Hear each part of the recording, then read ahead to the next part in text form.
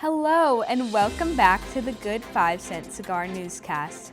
My name's Potamianos. Thank you so much for joining us. Coming up, a look into the XR Lab is working to introduce students to artificial intelligence. Then, a fundraiser hosted by the Hillel to raise funds and awareness for breast cancer. And finally, a look into your week at Rhody. And as always, stay tuned for your Rhody Sports Corner. The XR Lab, located in the library, gives students the opportunity to innovate through artificial intelligence, or AI. Jake Fahey spoke with one of the lab's coordinators to learn more about what the lab has to offer.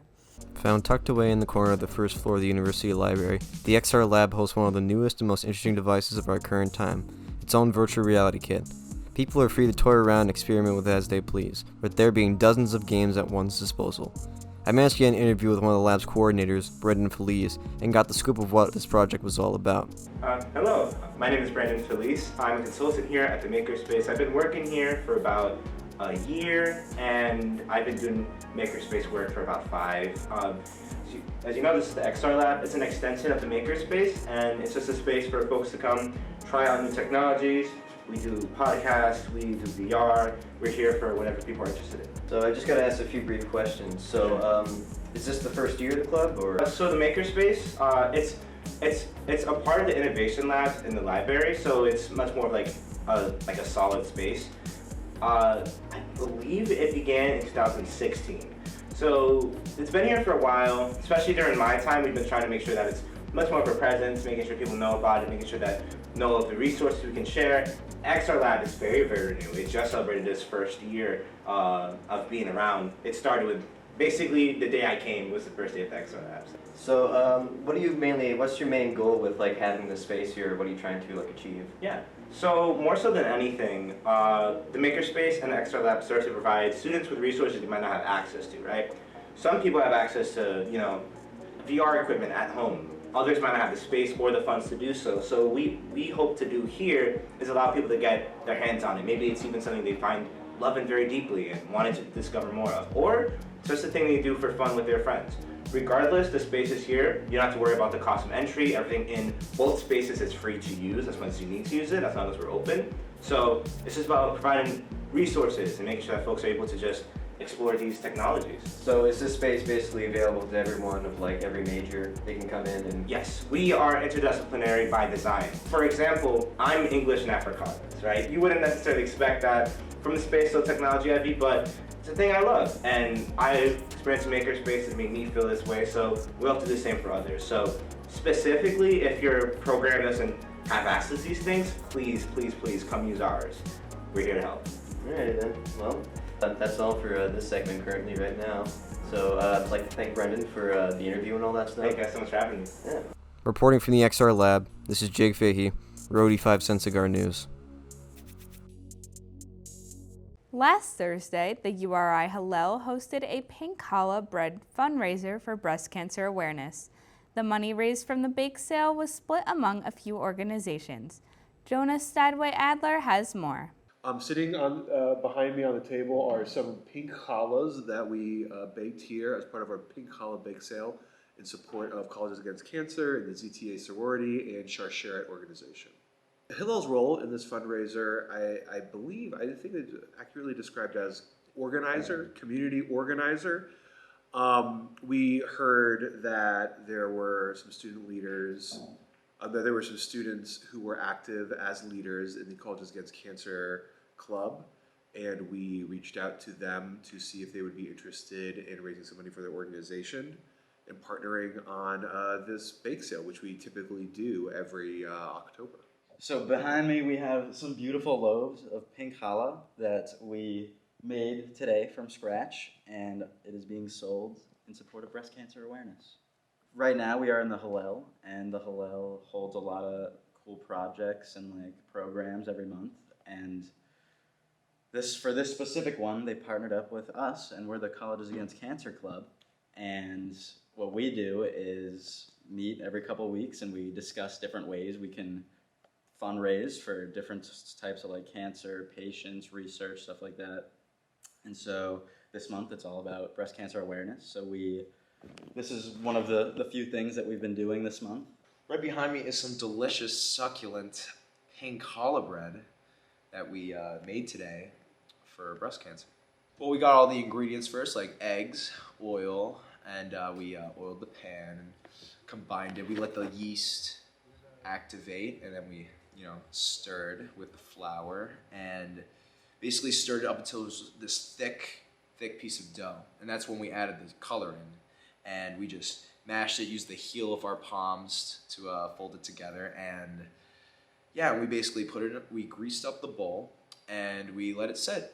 And later on, we were able to braid it and make it into this delicious challah bread. We had about 18 students come through to help bake today, and we raised $225 through the bake sale, which is going to be split between the three organizations: Colleges Against Cancer, the ZTA sorority, whose philanthropy is breast cancer awareness, and the organization Share It. URI, Colleges Against Cancer, a lot of our activity and outreach goes on through Instagram. So uri.cac is our Instagram. So if you are interested, you can send us a DM for more information. On our Instagram, it says where and when we meet, which is bi-weekly, every Thursday in the Union, or every other Thursday, sorry. And then you could DM us. If you have any friends in College Against Cancer, they could totally help out. But yeah, we're always looking for new members. It's never too late to join.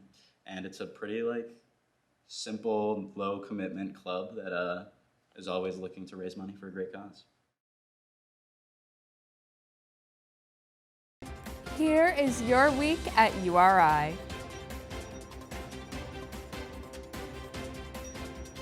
Today at 12 p.m., there is a Native American Heritage Luncheon in the Multicultural Student Services Center. The luncheon will discuss the miseducation of Native peoples by bringing together local tribe members as well as those in the community. Today at 8 p.m. in the Fine Arts Concert Hall is the first big band jazz concert. Starting this week, URI's Providence Campus Urban Arts and Cultural Program is opening an exhibit called Veteran Stories. The exhibit will feature artwork as well as storytelling from veterans and their families, and will be open until December 1st. And now over to Kyle Standing with your Rhody Sports Corner. Thanks, Alexa. Hello, Rhody Nation. I'm Kyle Standing, and welcome back to your Rhody Sports Corner. For Rhody wide receiver Ed Lee, his breakout 2022 season is the culmination of 5 years of hard work, starting in 2017 as a walk-on. Our own Cam Iasimone went down to Meade Stadium and talked with Lee and head coach Jim Fleming about what his leadership means to the team. Leading the Rams' offensive receiving yards and tearing apart defenses game in and game out, redshirt senior Ed Lee looks to continue his style of play in the last few regular season games for the Rams. Lee's been with the Rams since his freshman year back in 2017 and looks to go out with a bang his senior season. Ever since his first appearance this season versus Stony Brook, breaking out for 87 yards and a touchdown, Lee's numbers would only increase from there. He currently has 3 touchdowns on the season and is tied in receiving yards with his partner in crime, Katero Summers. Me and him spend the most time together off the field, and that's my dog. And I just feel like, you could try to stop one, but then the other one's gonna do something. So kind of hard to stop both of us. Every game I just try to go out there and do my job. And sometimes, you don't get all the targets you want, but you got to do what's best for the team, run your route, and that's just what I do.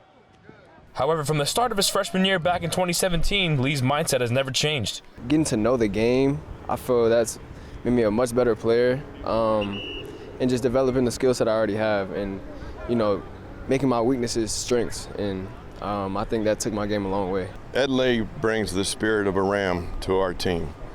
He is an incredible competitor. He is a guy that continues to strive to get better on an each and every day basis. He's a guy that, has come up the hard way. Came in partial scholarship, earned full, was behind some good guys in the past, but has become obviously one of the most significant contributors on our offense and on our team, and I think one of the most valuable leaders we have on this team. I think everybody follows him. If there's one thing Lee wants to maintain this season in order to win a championship, it's team chemistry. As he mentions, he's played with a lot of the same teammates during his tenure with the Rams. The team chemistry is the biggest difference between, the years past and now. I feel like, the team chemistry we have now is unmatched, and I feel that's what we lacked before, and I feel like right now that's why our team has been so successful at this point, because of our chemistry in the locker room, and you know, we're not clicked up. It's just everybody's just one big family. It's a good example for everybody, you know, that if you continue to work hard, you continue to work on something that you want, that eventually, you know, that hard work is rewarded.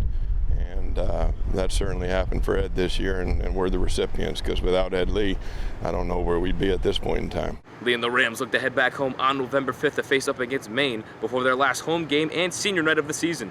From Meade Stadium, I'm Cam Iasimone, reporting for Cigar Sports. As for the scores around campus, football nearly completed a spectacular comeback but fell to 10th-ranked William & Mary.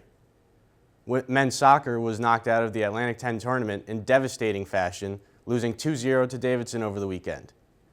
Volleyball split their two-game weekend contests with George Mason. And both men's and women's track and field finished 10th at the Atlantic 10 Championship meet in Richmond. Finally, a quick shout out to the men's and women's basketball teams who will open up their seasons Monday. The women are picked 3rd in the Atlantic 10 preseason poll, while the men are picked 9th. That's all for this week's Rhody Sports Corner. Back to you, Alexa. That's all we have for you this week at the 5 Cent Cigar Newscast. As always, make sure to check us out at rhodycigar.com and follow us on Twitter at rhodycigar. From Kingston, Rhode Island, I'm Alexa Potamianos. Have a great week, Rhody.